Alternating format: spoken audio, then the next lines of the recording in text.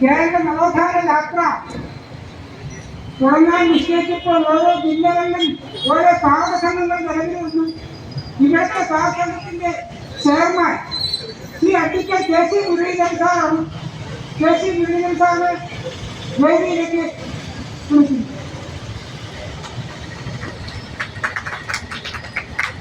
അടുത്തതായി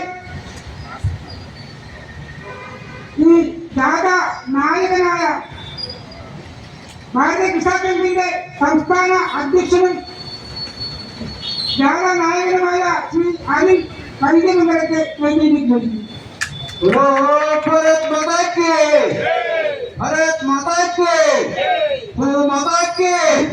भारतीय किसान संघ के भारतीय Kisan Sangh Sansthan general secretary Shri advocate Jagdish गोपालिने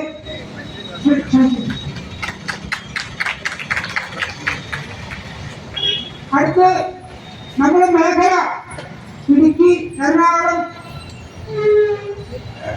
Munnar ഈ ജില്ലകളിലെ ചുമതലയുള്ള ശ്രീ രതീഷ് സൂരൻ അദ്ദേഹത്തെ ഫോട്ടോ എടുക്കാൻ ഇവിടെ നിൽക്കട്ടെ, ആരംഭിക്കുകയാണ്. അതിനു മുന്നേ ആദ്യമായിട്ട് നമ്മള് ഈ സ്വാഗത സംഘത്തിന്റെ പേരിൽ നമ്മുടെ നായകനെ നമ്മുടെ കാർഷിക നവോത്ഥാന നായകനെ നമ്മൾ സ്വീകരിക്കേണ്ട അതിനുശേഷം നടപടികൾ നമ്മൾ തുടങ്ങും. അപ്പൊ അതിനുവേണ്ടി നമ്മൾ സമർപ്പിക്കുന്നത് ഫല ധന ജലമാണ്. അത് റെഡിയാക്കി വെച്ചിട്ടുണ്ട്. ഷാജി അതെടുത്ത് ഇങ്ങനെ സമർപ്പിക്കാൻ പാകത്തിൽ കൊണ്ടുവരണം.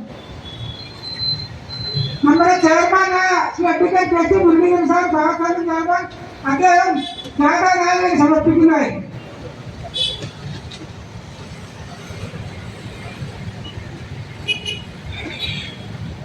हर किसान हमारा नेता है, हर किसान हमारा नेता है, स्वाभिमान कर्षक എല്ലായിടവും കൃഷിയിടം ഓരോ ജയിക്കും വിളിക്കാം ഓരോ ശ്ലോകം. ഇനി ഞാൻ മൈക്ക് നമ്മുടെ അധ്യക്ഷൻ കൈമാറുന്നു. ഓരോ കർഷകനും നേതാവാണ്. ഹർ കിസാൻ ഹമാരാ നേതാ ഹേ.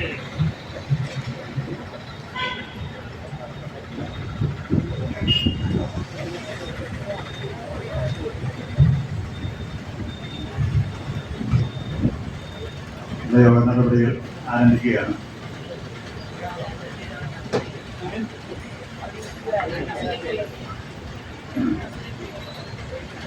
ആദ്യമായി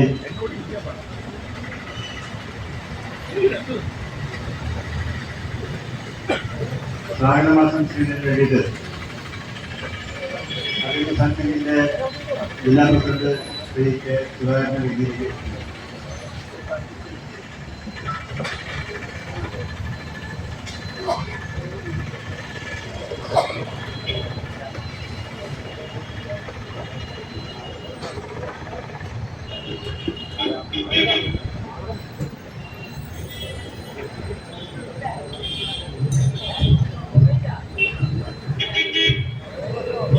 ബഹുമാനപ്പെട്ട യോഗാധ്യക്ഷൻ അധ്യക്ഷ വേദിയിലെ ബഹിഷ്കരായിട്ടുള്ള മറ്റ് വ്യക്തികൾ എല്ലാ യോഗങ്ങളുണ്ടാവും. എന്റെ കർത്തവ്യം സ്വാഗതം ആശംസിക്കുക എന്നുള്ളതാണ്. അതേ മുന്നേ രണ്ടു വാക്ക് ഭാരതീയ കിസാൻ സംഘ നേതൃത്വത്തിൽ കേരളത്തിന്റെ വടക്കൻ ഭാഗത്ത് കാസർഗോഡ് ജില്ലയിൽ തുടങ്ങിയിട്ടുള്ളതായ കാർഷിക നവോത്ഥാന യാത്രയാണ് നമ്മുടെ ജില്ലയായ എറണാകുളത്ത് 15 ദിവസങ്ങൾക്ക് ശേഷം എത്തിച്ചേർന്നിട്ടുള്ളത്. ഇന്നലെ പറവൂര് നമ്മുടെ ജില്ലയിൽ കടന്നു. ഇന്ന് എറണാകുളം ജില്ലയുടെ ഏതാണ്ട് കിഴക്കൻ മേഖല ഏതാണ്ട് പൂർത്തിയായി. ഇന്നത്തെ പരിപാടി ഇവിടെ അവസാനിക്കുക. പറവൂർ, വരാപ്പുഴ അല്ലെങ്കിൽ ആലങ്ങാട്, യൂസി, ആലുവ, പട്ടിമിട്ടൽ എടുക്കല പള്ളിക്കര തൃപ്പൂണിത്തുറ ഈ ഭാഗങ്ങളിലെല്ലാം തീരുമാനങ്ങൾ ഏറ്റുവാങ്ങിക്കൊണ്ടാണ് യാത്ര ഇവിടെ എത്തിയിട്ടുള്ളത്. എല്ലാ ഭാഗത്തും നല്ല പ്രതികരണമായിരുന്നു കർഷകരുടെ കർഷക സേനയുടെ ഭാഗത്തുണ്ടായത്. ഈ നവോത്ഥാന കാർഷിക നവോത്ഥാന യാത്ര നായകനായിട്ടുള്ളത് ഭാരതീയ കിസാൻ സംഘിന്റെ സംസ്ഥാന അധ്യക്ഷനും ചിന്തകനും വാഗ്മിയും ആയ ശ്രീ ഡോക്ടർ അനിൽ വൈദ്യമംഗലമാണ്.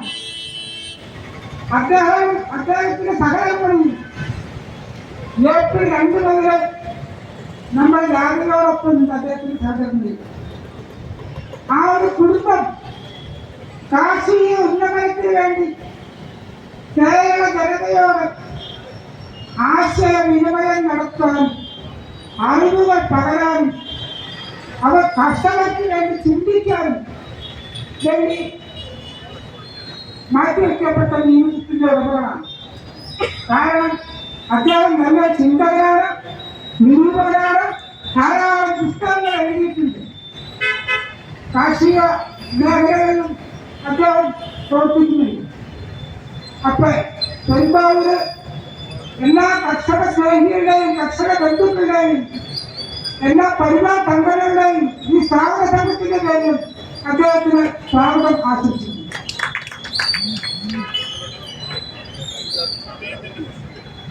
അതിനുശേഷം നമ്മുടെ സഹകരണ ചെയർമാനായ Shri advocate S Muraleedharan sir അദ്ദേഹത്തിന് സ്വാഗതം ആശംസിക്കുന്നു. അതുപോലെ നമ്മുടെ സംസ്ഥാന general secretary Shri advocate Ratheesh Gopal അദ്ദേഹത്തിന് സ്വാഗതം ആശംസിക്കുന്നു. സമയം വളരെ കുറവാണ്. അതുപോലെ സംഘടനാ സെക്രട്ടറി അദ്ദേഹം നമ്മുടെ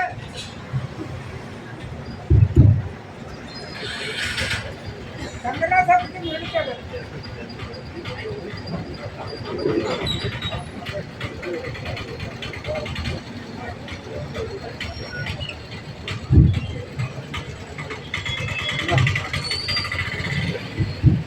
സംഘടനാ സെക്രട്ടറി വിളിച്ചത് ഈ യോഗത്തിന്റെ പേരിൽ സ്വാഗതം ആശംസിക്കുന്നു.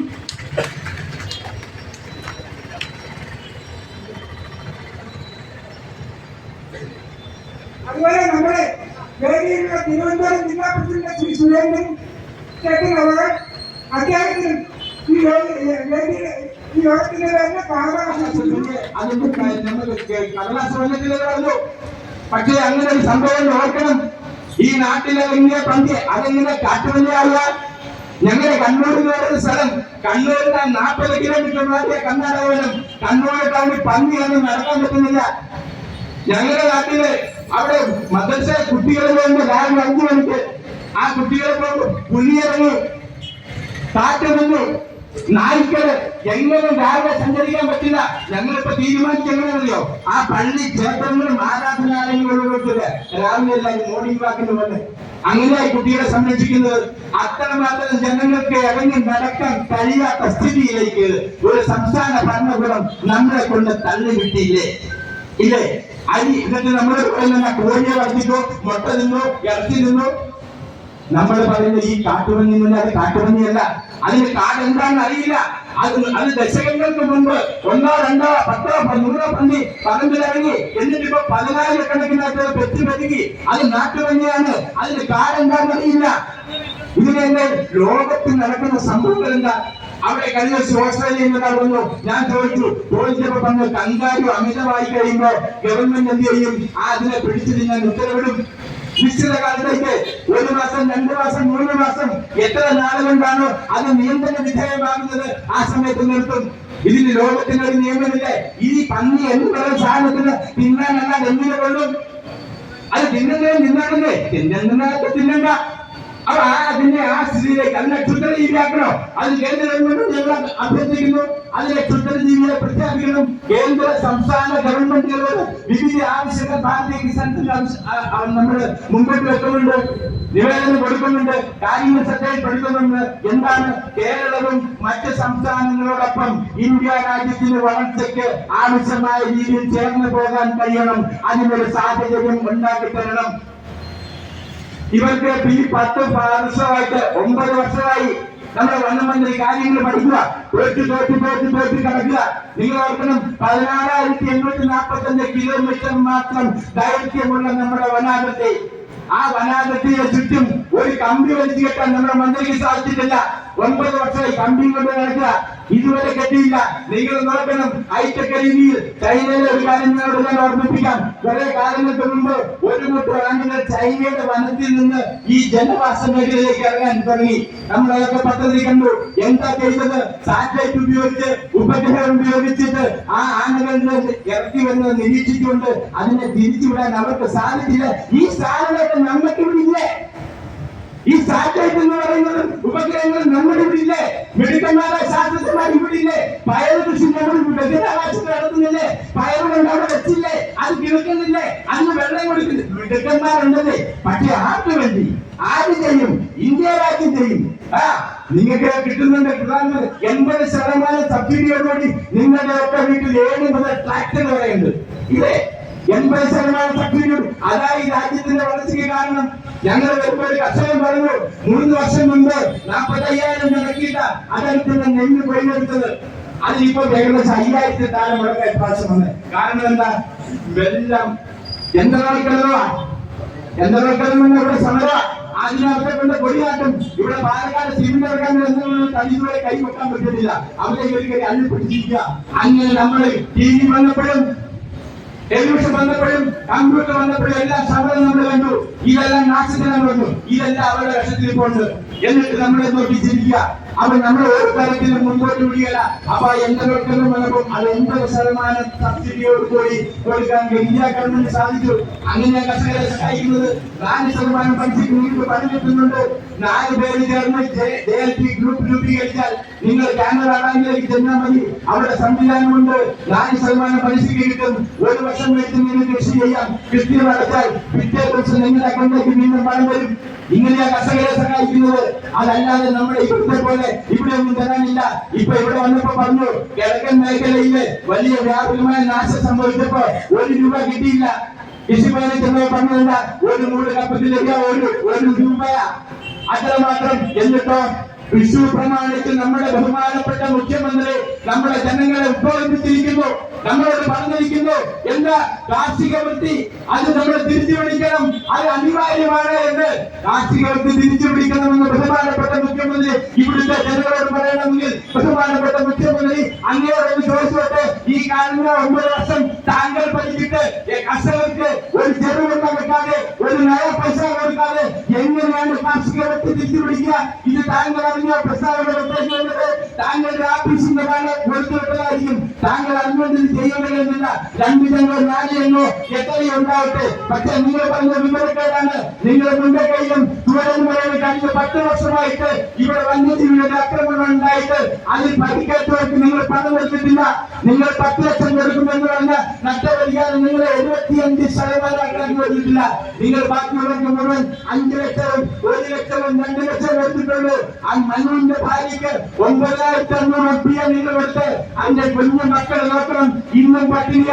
ആദിവാസികൾക്ക് എവിടെയാണ് നിങ്ങൾ സഹായം കൊടുത്തത്? എങ്ങനെയാണ് നിങ്ങൾ അവിടെ സഹായിച്ചത്? നിങ്ങൾ ആളത്ത് ചെയ്യുന്നുണ്ട്. നിങ്ങളുടെ വനത്തിനോട് ചേർന്ന് ആദിവാസികളെ കൊണ്ട് താമസിപ്പിച്ചില്ലേ? അവിടെയാണല്ലോ നിങ്ങൾ താമസിപ്പിക്കേണ്ടത്. അതിന്റെ നേരെ മറുവശത്ത് നിങ്ങൾ കൃഷി ചെയ്യാൻ അനുവദിച്ചില്ല. എന്ത് തരത്തിലുള്ള നടപടിയാണ് നിങ്ങൾ ചെയ്യുന്നത്? എങ്ങനെയാ നിങ്ങൾക്ക് സാധിക്കുക? എന്നിട്ട് നിങ്ങൾ ആരെ കുറ്റപ്പെടുത്തുക? അപ്പോഴും നിങ്ങൾ ഞങ്ങളോട് പറയുക, ഞങ്ങൾക്കൊന്നുമില്ല, ഞങ്ങൾക്കൊന്നും കിട്ടുന്നില്ല. ഇതാ ഇവിടെ ബഹുമാനപ്പെട്ട നമ്മുടെ MA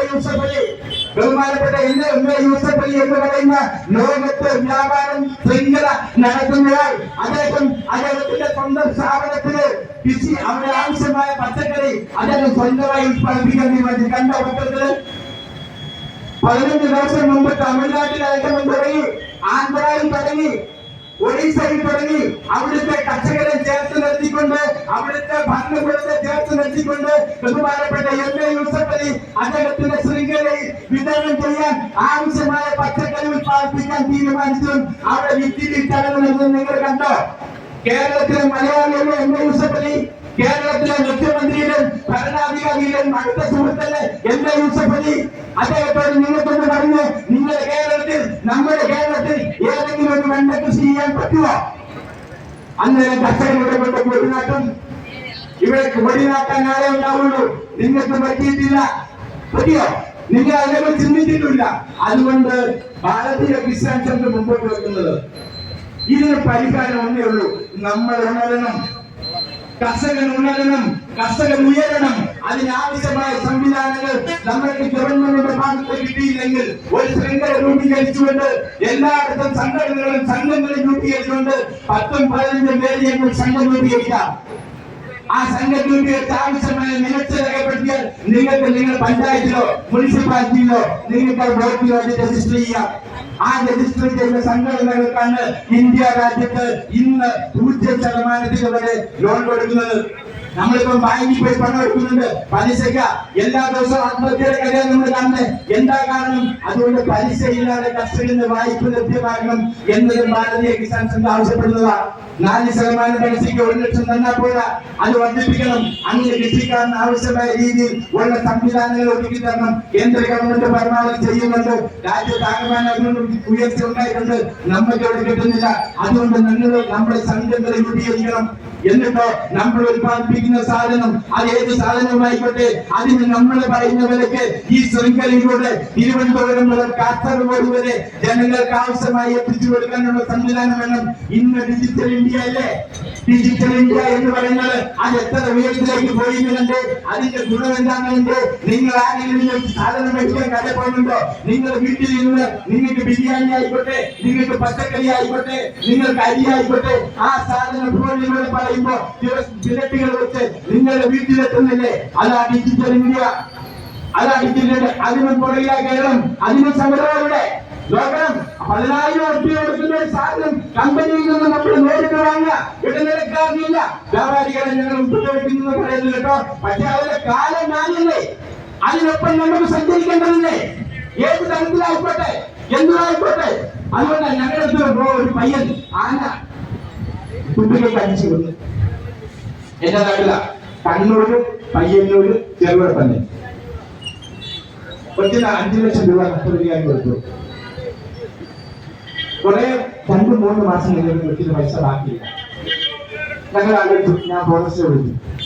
ഫോറസ്റ്റ് പറഞ്ഞു അത് ആ കൊച്ച് ചെറുക്കൻ 23 വയസ്സുള്ളവനാണ്. അവൻ എന്തിനാണ് അവിടെ പോയതെന്ന് അറിയട്ടെന്ന്.